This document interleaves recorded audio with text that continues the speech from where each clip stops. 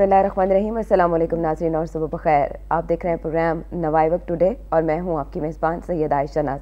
जबकि आज के इस प्रोग्राम में हमारे मेहमान हैं जनाब फजल हुसैन अवान साहब। अस्सलाम वालेकुम। वालेकुम सलाम। उम्मीद है आप खैरियत से होंगे। अल्हम्दुलिल्लाह। और ये उम्मीद नाज़रीन आप सब के लिए भी है। आगाज़ करते हैं कलाम रब्बानी से। शुरू अल्लाह के नाम से जो बेइंतहा मेहरबान नहायत रहम करने वाला है। अल्लाह ने मुसल्लत कर दिया उसे उन पर मुसलसल 7 रात और 8 दिन तक जो जड़ों से उखेड़ने वाली थी। तो तू देखता कौमे आद को, उन दिनों वो गिरे पड़े हैं, गोया वो मुड हैं खोखली खजूर के। क्या तुम्हें नज़र आता है उनका कोई बाकी मानदा फ़र्द? और फ़िरौन और जो उससे पहले थे और उल्टाई जाने वाली बस्तियों के बाशिंदों ने गलती का इर्तिकाब किया, बस उन्होंने नाफरमानी की अपने रब के रसूलों की, तो अल्लाह ने पकड़ लिया उन्हें बड़ी सख्ती से। अल्लाह ताला हमें इस कलाम की समझ अता करे और इस पर फिर अमल करने की तौफीक भी दे। शुरू करते हैं जनाब फजल हुसैन अवान साहब, आज की लीडिंग स्टोरीज़ को शामिल करना नवाए वक्त का जो हिस्सा है आज और ख़ासा है। सबसे पहले बात करते हैं नाजरीन, जो टॉप स्टोरी है वो है वज़ीर दिफा जनाब अहमद मुख्तार का बयान। कल 2 मई का दिन गुजरा, साल हुआ एक, और उसके बाद अहमद मुख्तार साहब का ये बयान सामने आया कि उसामा की हलाकत में पाकिस्तानी हुकूमत और मुसल्लह अफवाज का हाथ था। उन्हें मोबाइल फ़ोन की चिप की मदद से तलाश किया गया। अलकायदा रहनुमा की रिहाइशगाह से मिलने वाला मवाद फ़ौज के पास है, जिसकी छानबीन हो रही है। मुखालिफिन की ख्वाहिश होगी एबटाबाद कमीशन रिपोर्ट में हुकूमत को फंसाया जाए, मगर अल्लाह खैर करेगा।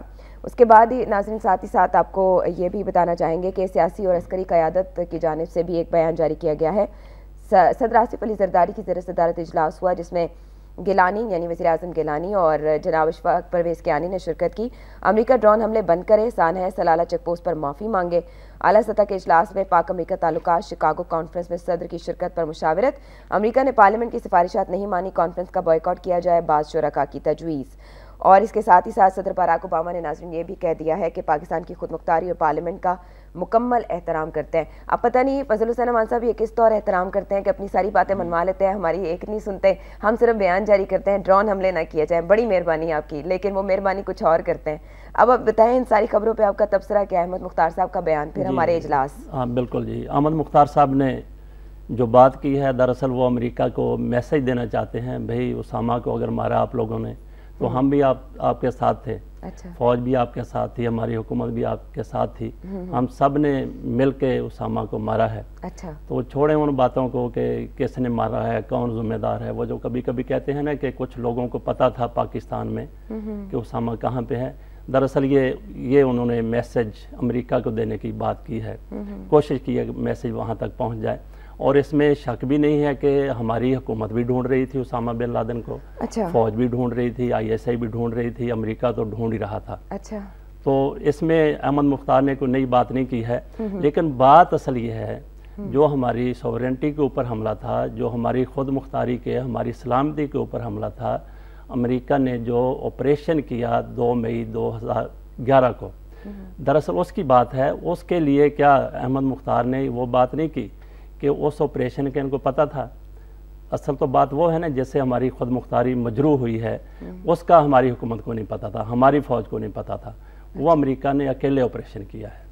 तो अगली बात फिर आगे इन्होंने जो कहा है जी कि, लेकिन सूरत हाल जो हमारे सामने है इसमें कम अज़ कम ये एक बड़ा मुस्बत पहलू है कि हमारी अस्करी और सियासी क़यादत ये बिल्कुल डटी हुई है सप्लाई के हवाले से। इन सिफारिशात में तो बहुत सी शराइत हैं अमेरिका के लिए जो हमारे पार्लियामेंट के हवाले से है, और वो हो गया लेकिन हाँ, लेकिन उसमें यह है कि हमारी जो हुकूमत है, जो सियासी और अस्करी क़यादत है, इसके 2 ही बड़े मुतालबे हैं। एक तो ड्रोन हमले ना किए जाएं, दूसरा माफ़ी मांगी जाए सलाला चेक पोस्ट पर जो हमला हुआ था। और अमेरिका इन दोनों के ऊपर आने के लिए तैयार नहीं है। तो अगर अमेरिका इसके ऊपर आने के लिए तैयार नहीं है तो हमारी हुकूमत का बिल्कुल ये मौक़िफ़ जो है दुरुस्त है, स्टांस बिल्कुल दुरुस्त है सियासी अस्करी क़यादत का, कि नेटो सप्लाई बहाल नहीं हो सकती जब तक ये 2 मुतालबा। अच्छा, ये बताइएगा फजल हुसैन अवान साहब कि जो 2 मई का अटैक था, पाकिस्तान की खुद मुख्तारी के ऊपर एक हमला था ना, जो हमारी सालमियत और खुद मुख्तारी इस हमले के नतीजे में मजरू हुई इंटरनेशनली भी, उसका रिस्पॉन्सिबल कौन है? अगर ये अपने मुँह से एतराफ़ करें कि इसका हाथ था, और अगर अमेरिका ने भी ये किया है, तो फिर जिम्मेदार सियासी क़यादत है, अस्करी क़यादत है, कौन है? نہیں، اس میں ابھی تو وہ کمیشن بنا ہوا ہے جس نے اس مہینے میں یا چند روز میں رپورٹ پیش کرنی ہے، وہی بتائے گا کہ اس کا کون ذمہ دار ہے۔ اچھا، بہرحال اس کا ہونا تو یہ چاہیے تھا اصولی طور کے اوپر کہ آپ کے اوپر اگر کوئی حملہ ہوتا ہے، وہ آپ کی ملک کے اوپر حملہ ہے، اس کا جواب اسی طریقے سے دیا جانا چاہیے تھا۔ اور اس میں یہ بھی باتیں ہو رہی ہیں کہ ہماری فوج کو کیوں نہیں پتہ چلا، اسٹیلتھ ٹیکنالوجی کی بات ہو رہی ہے کہ ان کے پاس وہ تھی۔ اگر وہ بھی سارا کچھ تھا تو پھر بھی کچھ نہ کچھ تو ہماری حکومت کی طرف سے رسپانس آنا چاہیے تھا، فوج کی طرف سے آنا چاہیے تھا، لیکن فوج چونکہ اپنی مرضی سے کچھ نہیں کرتی، حکومت کے ماتحت ادارہ ہے، حکومت جو چاہے گی وہی کرے گی، تو یہ حکومت کی طرف سے رسپانس آنا چاہیے تھا۔ آگے پھر آخری خبر آپ نے باراک اوباما کی ہے کہ پاکستان کی خود مختاری کا احترام کرتے ہیں۔ بے خدا کے بندے، آپ کیسا احترام کرتے ہیں ہماری خود مختاری کا؟ آپ نے بغیر پوچھے ہمارے ملک کے اوپر حملہ کر دیا، 2 مئی کے حوالے سے بات کر رہا ہوں میں، اور اس کے علاوہ ڈرون حملے ہوتے رہتے ہیں۔ وہ ہماری خود مختاری کے اوپر حملہ نہیں ہے، ہماری سالمیت کے اوپر حملہ نہیں ہے۔ تو یہ اوباما کی کہنے کی باتیں ہیں۔ باقی وہ کہتے ہیں جی پاکستان ہمارا فرنٹ لائن اتحادی ہے اس جنگ میں، لیکن کل وہ 10 سال کا معاہدہ کر کے گئے ہیں ان کے ساتھ۔ اور ڈرون حملوں کے حوالے سے اگلی بات بھی سن لیں کہ ان کا جو یہ 10 سالہ معاہدہ کر کے گئے ہیں، اور اوباما نے یہ کہا ہے کہ ہم 2014 میں یہاں سے چلے جائیں گے، لیکن ادھر آپ دیکھیے کہ ان کا جو سفیر ہے وہاں پہ کروکر، وہ کہتا ہے نہیں جی ضروری نہیں ہے کہ ہم چلے جائیں، ڈرون حملے جو ہیں وہ 2014 کے بعد بھی جاری رہیں گے۔ تو اس حوالے سے میرا خیال ہے کہ ہماری فوج کو، ہماری سیاسی قیادت کو ڈٹ جانا چاہیے۔ نیٹو سپلائی کے حوالے سے اگر کوئی بات ہوتی ہے تو سر فہرست یہی ہونا، اول تو نیٹو سپلائی کی اجازت ہی نہیں دینی چاہیے۔ اگر ان کے اوپر اتنا زیادہ پریشر، اگر اجازت دینی پڑتی ہے تو ڈرون حملوں کا جو ہے روکنا وہ سر فہرست ہونا چاہیے۔ اتنی بار تو کہہ چکے ہیں ویسے منہ سے فضل حسین عوان صاحب کہ نہ کریں بھائی ڈرون اٹیکس، تو پھر وہ اس فارمولے پر غور کر لیں کہ لاتوں کے بھوت جو ہیں وہ باتوں سے نہیں مانتے، تو ایک بار گرا کے دیکھ لیں ڈرون۔ وہ لاتوں کے بھوت والی بات آپ کی درست ہے، لیکن وہ ہر جگہ پہ اوپر یہ فارمولہ اپلائی نہیں ہوتا۔ تھوڑا سا ڈرنا چاہیے، پہلے ڈرنا نہیں چاہیے، اپنے اوقات بھی دیکھنی چاہیے کہ آپ کتنے پانی میں ہیں، اس کے مطابق پھر بات کرنی چاہیے۔ 2 مئی کے بعد اوقات ہمیں پتہ چل گئی کہ ہماری اوقات اتنی نہیں، ہماری اوقات اتنی تو ہے کہ ہم ڈرون تو گرا سکتے ہیں ان کے، اچھا وہ تو صلاحیت ہے۔ اچھا، ہم ان کے اوپر لاتوں کے بہت اس طریقے سے ہم نہیں بات کر سکتے کہ ہم ان کے اوپر جارحیت کر دیں، لیکن ہمیں اپنا دفاع ہر صورت کرنا چاہیے۔ تو گرا دینا چاہیے نا ایک نہ ایک۔ ہاں بالکل بالکل، اس کے علاوہ تو کوئی چارہ کار نہیں ہے۔ اب ہم انتظار کرتے رہے، پتہ نہیں کون سے سن میں جا کے امریکہ ہم سے سلالہ چیک پوسٹ حملے پر معافی مانگے گا، تو تب تک ہم انتظار کرتے رہے۔ پارلیمنٹ کی سفارشات تو پتہ نہیں کب کی چلی اور پتہ نہیں کب پہنچے منزل پہ۔ اس میں یہ ہے کہ اگر یہ اتنا لمبا سلسلہ چلنے والا نہیں ہے، کیونکہ امریکہ کی جنگ کا پورا دار و مدار جو ہے وہ سپلائی لائن کے اوپر ہے۔ وہ کسی بھی صورت میں اپنی سپلائی لائن بحال کروانا چاہتا ہے۔ اگر ہماری حکومت، ہماری عسکری قیادت، سیاسی قیادت ڈٹی رہے تو امریکہ کو ہماری شرائط کے اوپر آنا پڑے گا۔ ہاں جی، تو دیکھیں فضل حسین عوان صاحب، ایک ڈاؤٹ یہ بھی ہے کہ ابھی جو وہاں کے جو سپلائی رسد تھی کھانے پینے کی فوجیوں کے سامان کی، کیا اس میں اسلحہ نہیں جا سکتا؟ نہیں جاتا رہا ہے، اب بھی میرا خیال ہے کہ وہ جو کہتے ہیں سپلائی جاری ہے، کہیں نہ کسی نہ کسی طریقے سے اس میں تو جو امریکہ کی ضروریات ہے اس کے مطابق چیزیں جا رہی ہیں۔ تو اسلحہ پہلے جاتا رہا ہے، تو یہی تو جی ابھی بھی جا رہا ہوگا۔ ابھی کچھ کہا نہیں جا سکتا، لیکن چونکہ وہ دوسری سپلائی، زمینی سپلائی تو بند ہے، صرف فضائی سپلائی یہاں سے ہے، تو اس کی میرا خیال ہے کہ چیکنگ کا کوئی سلسلہ نہیں ہے، ہمارے پاس کوئی طریقہ نہیں ہے۔ اور جہاز جو گزرتے ہیں بحرین وغیرہ سے یا دوسرے ممالک سے، وہ بھی پاکستانی فضا کے اوپر سے گزر کے جاتے ہیں، اس میں نہ جانے کیا کیا چیزیں جا رہی ہیں۔ تو یہ کہہ دوں میں اب کہ ہاتھی کے دانت کھانے کے اور دکھانے کے اور، یہ تو مسلمہ اصول ہے، بالکل ٹھیک ہے آپ کی بات۔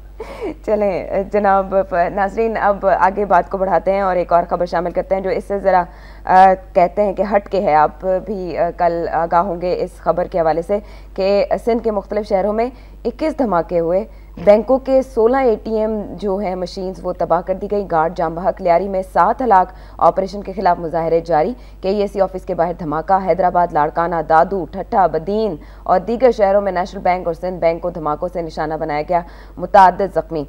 اچھا، جو کل ہمارے جو اخبار میں نوائے وقت میں ایک کارٹون چھپا تھا کہ ادھر بھارت نے راجستھان میں فوجی مشقیں شروع کی ہیں، ہم نے لیاری میں فوجی مشقیں شروع کر دی ہیں، مطلب جو جنگی مشقیں، فوجی نہیں جنگی مشقیں۔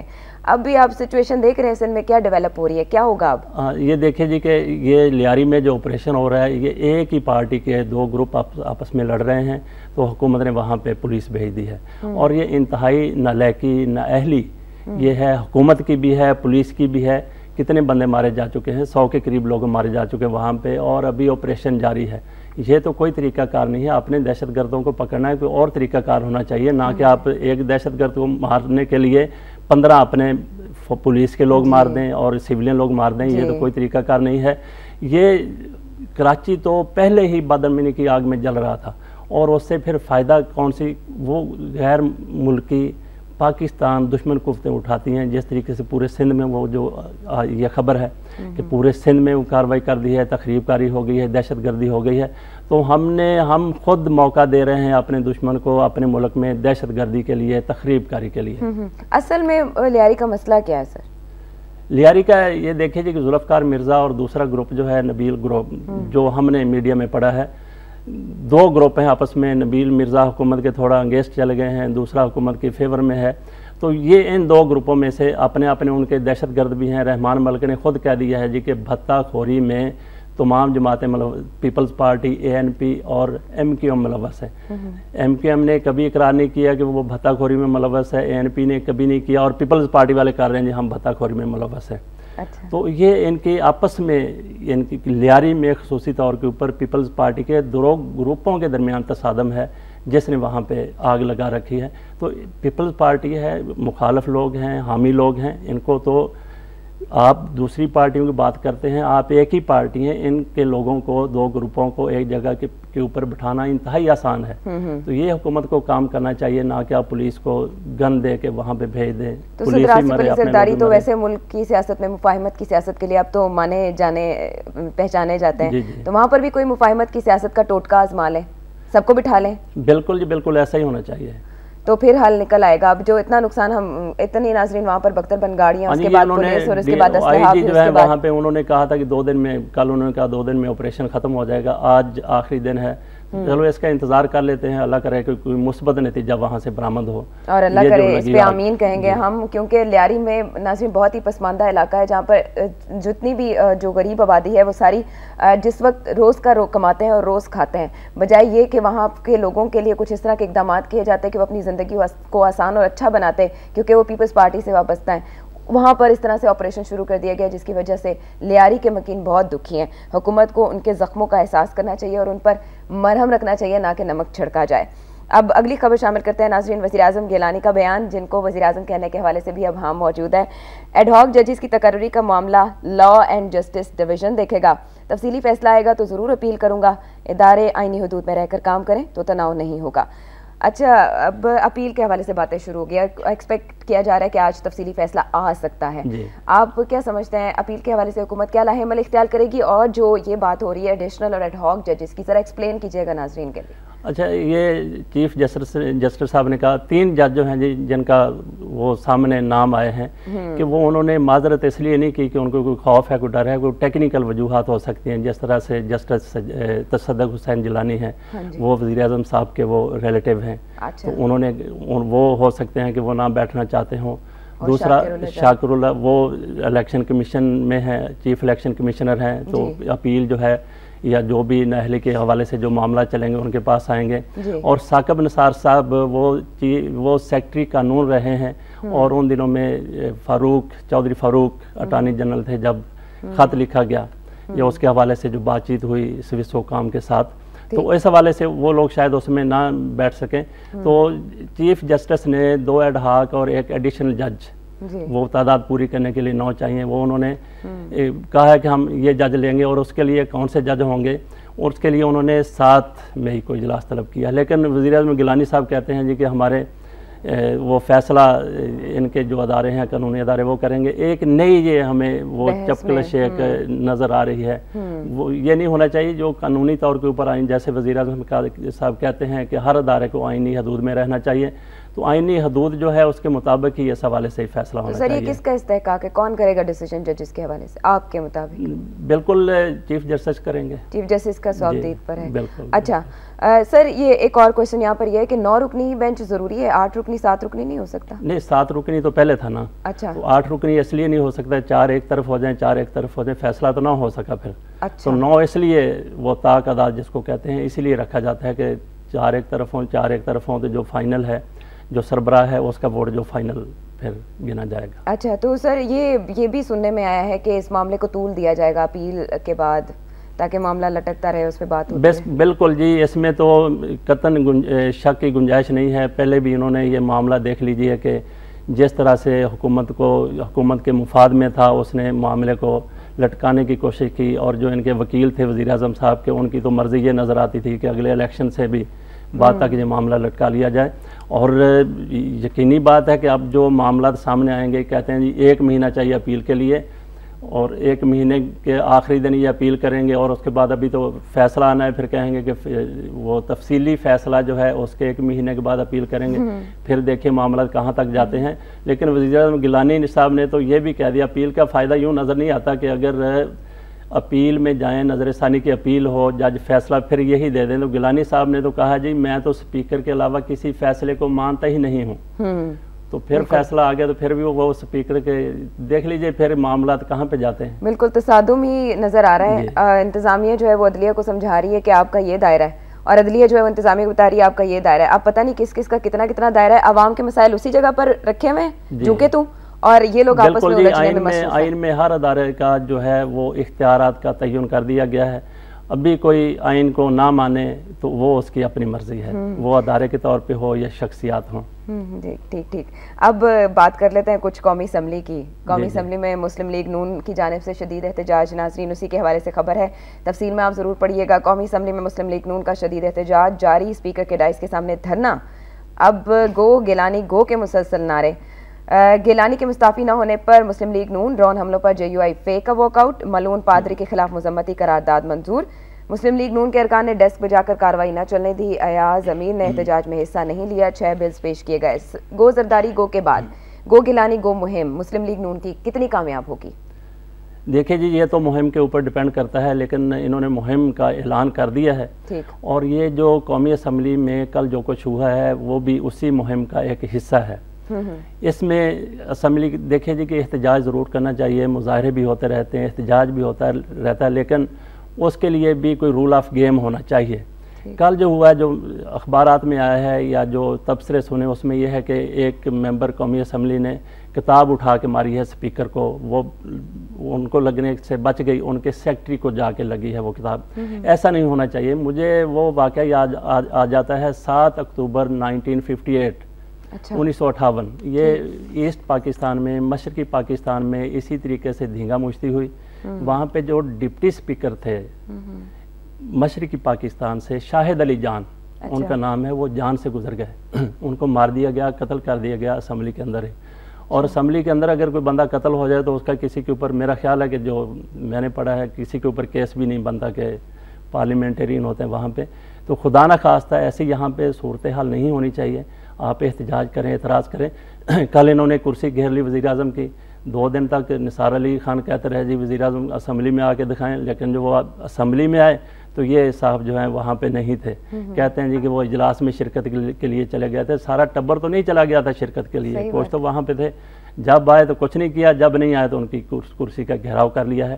بہرحال احتجاج ان کا جاری ہے، احتجاج رہنا بھی چاہیے. ان کے جو مطالبات ہیں، کسی کے مطالبات، کسی کو بھی حق ہے احتجاج کا، لیکن اس کے لیے کوئی رولز آف گیم ہونے چاہیے، ایتھکس ہونے چاہیے. جی، یہ نہ ہو کہ یہ کوئی وہاں پہ اسی طرح کی جو مشرقی پاکستان میں. اور اگلی بات یہ ہے کہ 7 اکتوبر 1958 کو یہ واقعہ ہوا تھا، اور 27 اکتوبر کو 20 دن بعد ایوب خان نے، وہ جو سکندر مرزا تھا، اس نے ایوب کو کہہ کے مارشل لا لگوا دیا تھا. تو ہمارا ملک جو ہے موجودہ صورتحال میں کسی مارشل لا کا متحمل نہیں ہو سکتا، اور فوج بھی نہیں چاہتی کہ ٹیک اوور کر لے. ٹھیک. فضل حسین امان صاحب، یعنی رولز آف گیمز کے حوالے سے فضل حسین امان صاحب نے بات کی. کاش یہ جو ہمارے حکومتی ایوانوں میں بیٹھے لوگ ہیں ان تک بھی انٹلیکچوئل جو اپروچ ہے وہ پہنچ جائے. وقت ہوا ہے بریک کا.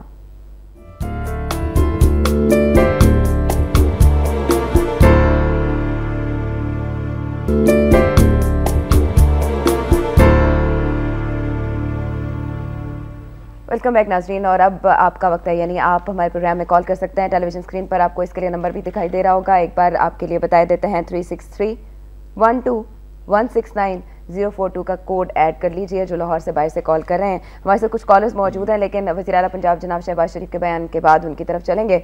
जनाब शहबाज शरीफ कहते हैं कि हुक्मरान अरबों के डाके डाल रहे हैं, मुल्क की बुनियादें हिला दी गई हैं। नवाज शरीफ का करप्ट हुक्मरानों के खिलाफ एहतजाज का फैसला कौम की आवाज़ है, दिल से फैसला कर लें तो अली बाबा 40 चोरों को भगाया जा सकता है। इस हवाले से फजल हुसैन नवाज साहब एक सवाल आपसे करूंगी, लेकिन पहले कॉलर्स को सुनते हैं। साकिब हमारे साथ लाहौर से मौजूद है। अस्सलाम वालेकुम साकिब, क्या कहना चाहेंगे? वालेकुम।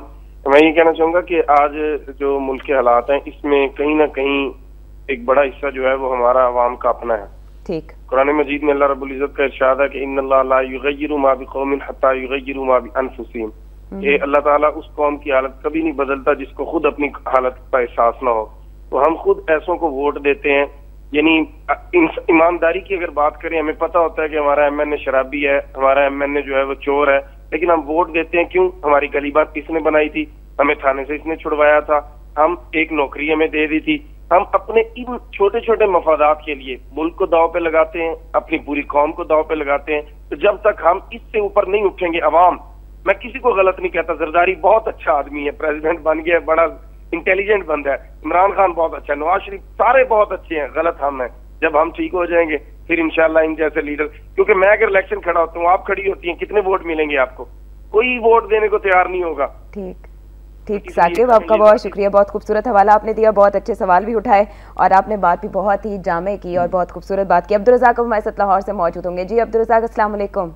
वालेकुम सलाम जी। जी इसी मौजू को थोड़ा सा मैं आगे बढ़ा रहा हूँ कि जब से मैं जवान हुआ हूँ, पंजाब में, नारंदई, पिंडी में और सिंध में ये लियारी का मसला हल नहीं हो सका।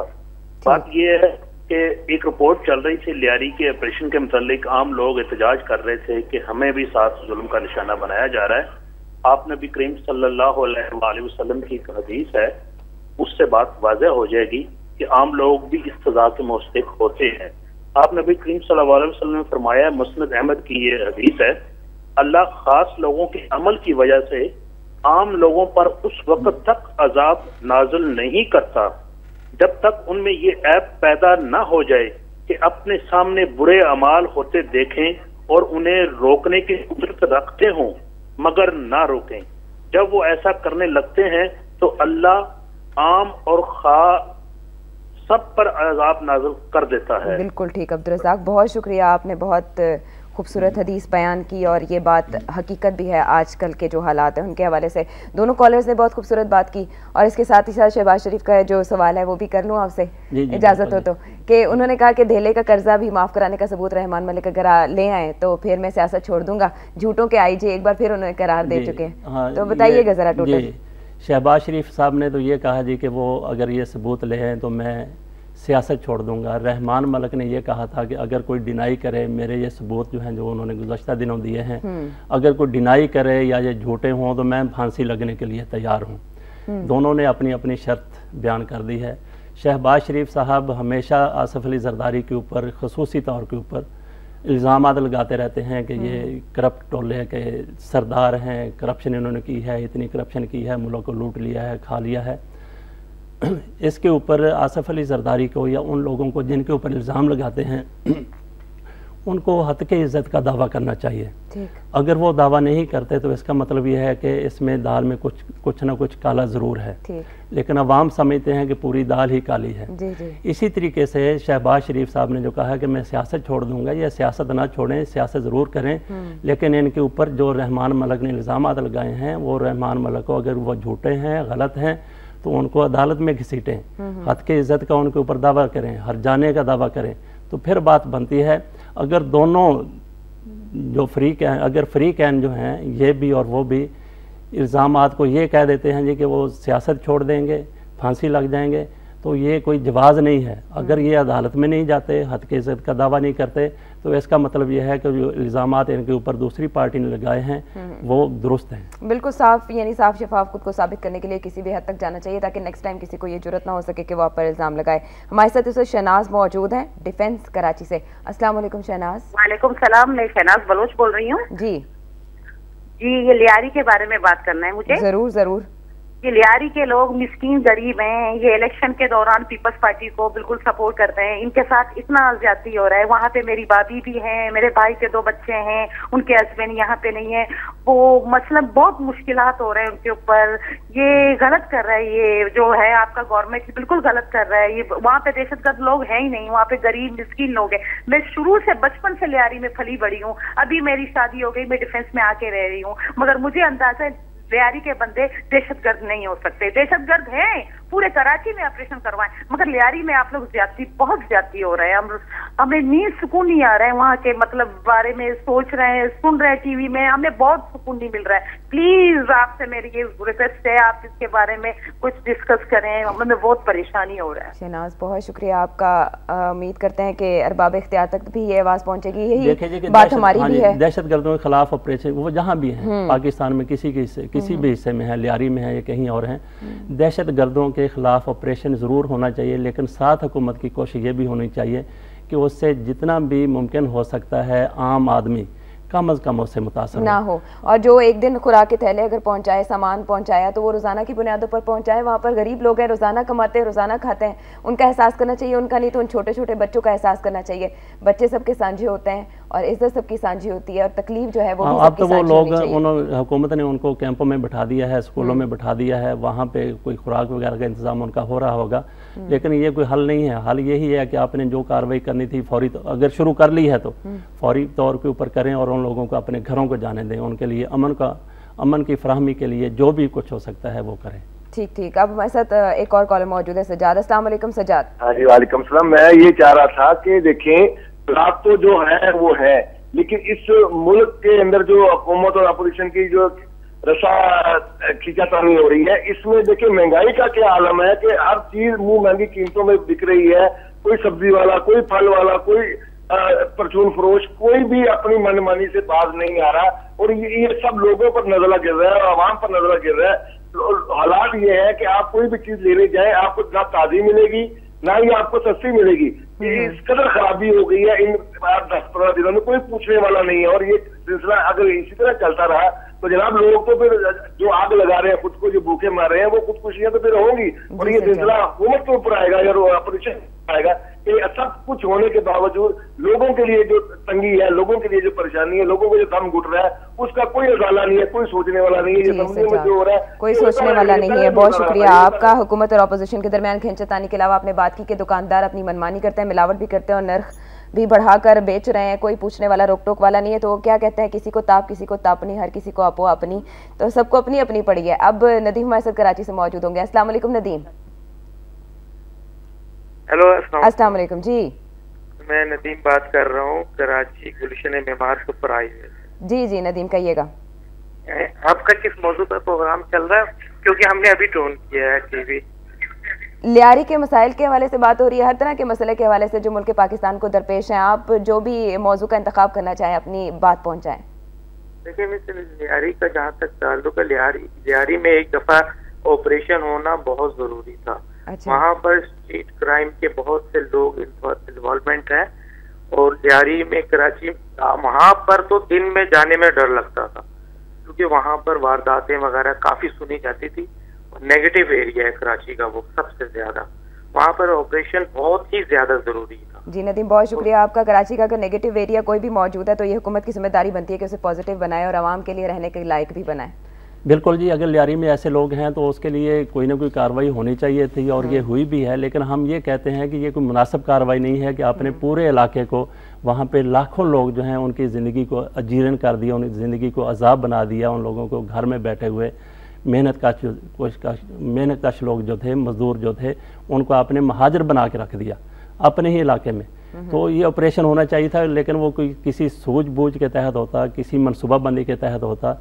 تو جن کے خلاف آپریشن ہونا ہے ان کو بتا کے آپ نے شروع کر دیا کہ ہم بھی آ رہے ہیں، تیار ہو جائیں. انہوں نے بھی اپنا اسلحہ وہاں پہ جمع کر لیا. تو یہ طریقہ کار بہتر نہیں ہے وہاں پہ آپریشن کا. اچھا جو مغربی ممالک کو سمجھدار ممالک ہے نا، وہاں پر بچوں سے نا اس طرح کی سوچ دور رکھی جاتی ہے، یہ گولیاں اور یہ آوازیں. لیکن ہم لیاری میں دیکھ رہے ہیں اس چیز کا گورنمنٹ کی طرف سے تو کوئی خیال ہمیشہ سے کیا ہی نہیں گیا. لیکن گولیوں کی آوازیں سن کے نا بچے خوفزدہ ہیں اپنے گھروں میں، اور ان کے ذہن پر ایک امپیکٹ پڑ رہا ہے کہ ہم کس ملک میں رہ رہے ہیں. نہیں، نہ صرف لیاری میں بچے خوفزدہ ہیں، لیکن سارا کا سارا جو ہے سلسلہ جو ہے सारी सूरत हाल जो है वो लाइव वहाँ पे जो ऑपरेशन हो रहा है वो टीवी चैनल्स के ऊपर दिखाया जा रहा है। तो घर घर में वो टीवी चैनल हैं, तो उसके लिए हर घर का बच्चा पाकिस्तान में यहाँ भी है, यहाँ कहीं भी है, यहाँ टीवी है, वो सारे बच्चे इसी तरीके इसी खौफ में मुब्तला हैं। काश के जो हमारे बच्चे हैं वो इस तरह के कामों से और इस तरह की सोच से महफूज रह सके और मुल्क पाकिस्तान को महफूज बनाने के लिए जो मुस्तकबिल में उनका किरदार है उसको भरपूर तरीके से अदा करने के काबिल हो जाए। नाज़रीन, वक्त हुआ चाहता है कॉलम का। तमाम कॉलर्स का शुक्रिया अदा करेंगे, खुसूसन साकिब और अब्दुल रज़ाक, जिन्होंने बहुत खूबसूरत बात हदीस और आयात की सूरत में हमारे प्रोग्राम में शामिल की। और अब बढ़ते हैं कॉलम की जानिब।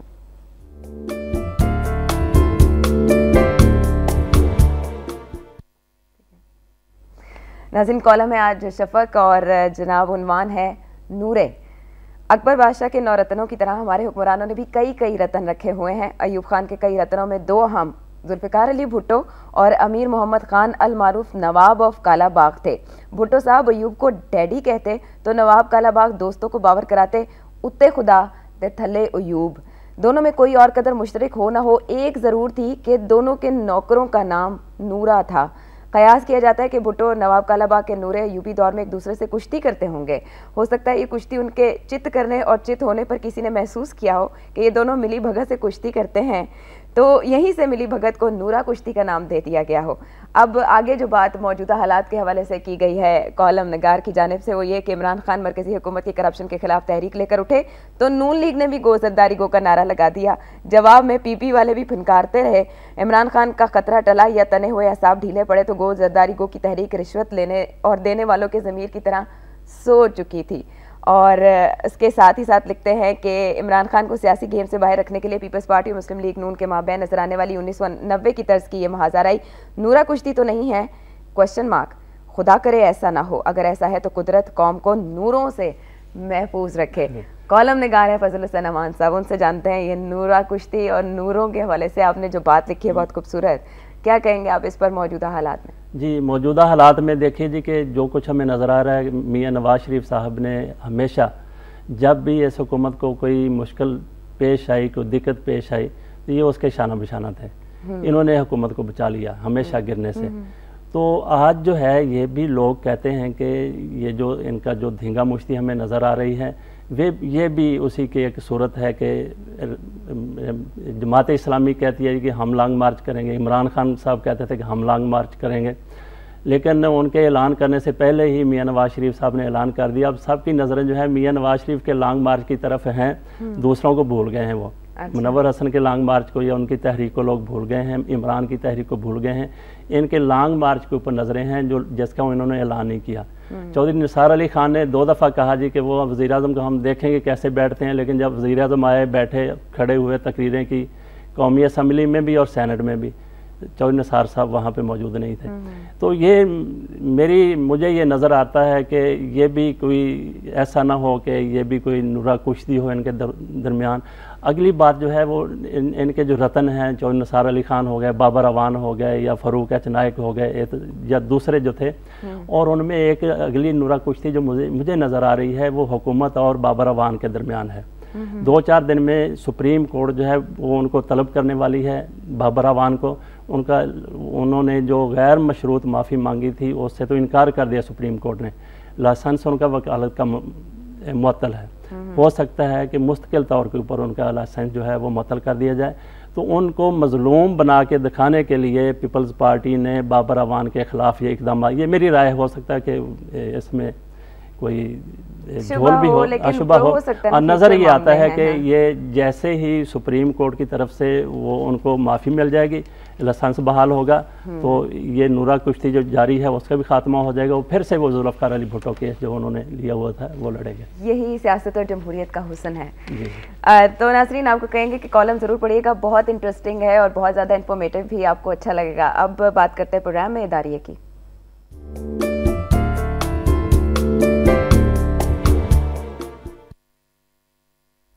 नाज़रीन, इदारिये में आज लिखा गया है कि उसामा की पहली बरसी पर ओबामा का अचानक दौरा काबुल और अफ़गानिस्तान के लिए मुस्तक़बिल की हिकमत अमली का तयन, हमें भी अब तालिबान से मुफाहमत का रास्ता इख्तियार करना चाहिए।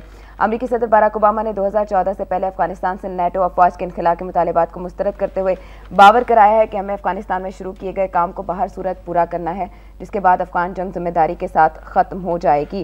اور اس کے ساتھ ہی ساتھ ناظرین اس میں اداریے میں مزید بھی ایڈ کرتے ہیں، لکھا گیا ہے کہ اگر امریکہ سراسر اپنے مفادات کی بنیاد پر افغانستان کے لیے مستقبل کی حکمت عملی طے کر رہا ہے تو ہمیں بھی اپنے مفادات کو پیش نظر رکھ کر طالبان کے ساتھ امن مذاکرات کا راستہ اختیار کرنا چاہیے، تاکہ طالبان کے آئندہ کے ممکنہ اقتدار کی صورت میں ہمیں کابل کی جانب سے کم از کم ٹھنڈی ہوا کے جھونکے تو آ سکیں اور علاقائی امن و سلامتی کی ضمانت تو مل سکے۔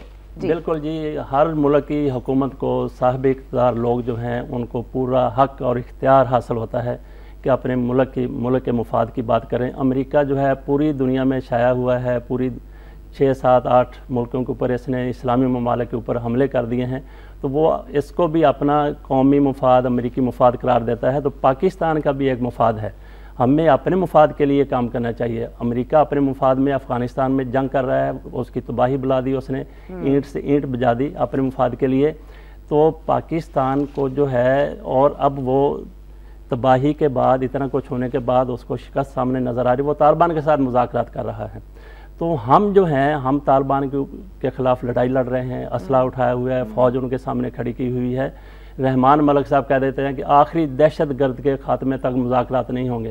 عجیب احمقانہ بات کرتے ہیں کہ جب آخری دہشت گرد ختم ہو جائے گا، جس کو یہ کہتے ہیں، تو پھر تو بات چیت کی ضرورت، پھر تو آپ کی کامیابی ہو جائے گی، لیکن ایسا نظر نہیں آتا۔ امریکہ طالبان کے ساتھ مذاکرات کر رہا ہے، تو ہمیں بھی طالبان کے ساتھ، جو ہمارے پاکستانی طالبان ہیں، ان کے ساتھ ضرور مذاکرات کرنے چاہیے۔ اور یہ وہی لوگ ہیں جن کو قائد اعظم نے پاکستان کا، قبائلیوں کو پاکستان کا بازوئے شمشیر زن قرار دیا تھا، جن کو آج ہم نے اپنا دشمن قرار دے کر اپنے سامنے کھڑا کر لیا ہے۔ گولی چلتی ہے فوج کی طرف سے یا ان شدت پسندوں کی طرف سے، کس کے سینے کے اوپر چلتی ہے؟ گولی بھی پاکستان کی ہے، سینے بھی پاکستانیوں کے ہیں، مرتے بھی پاکستانی ہیں۔ تو اس جنگ سے خلاصی حاصل کر ہی لینی چاہیے، نجات حاصل کر ہی لینی چاہیے۔ یہ اسی صورت میں ممکن ہے کہ آپ ان لوگوں سے، سب سے پہلے ان لوگوں سے مذاکرات کریں جو کبھی پاکستان کا بازوئے شمشیر زن تھے۔ کاش گورنمنٹ اپنی پالیسیز میں کسی حد تک چینج لائے اور پھر اس طرح کی باتوں پر عمل کرے جو کہ امن اور سلامتی کی طرف واقعی جاتی ہیں۔ فضل حسین امان صاحب، آپ کا بہت شکریہ پروگرام میں تشریف آوری کے لیے، اور ان ناظرین کا بہت شکریہ جنہوں نے ہمارا پروگرام دیکھا، کالرز کا بہت شکریہ۔ اور جاتے جاتے آپ سے کہیں گے کہ اپنی خاص دعاؤں میں ہمیں، ہماری ٹیم کو، ملک پاکستان کو اور عالم اسلام کو خصوصاً یاد رکھیے۔ اللہ نگہبان۔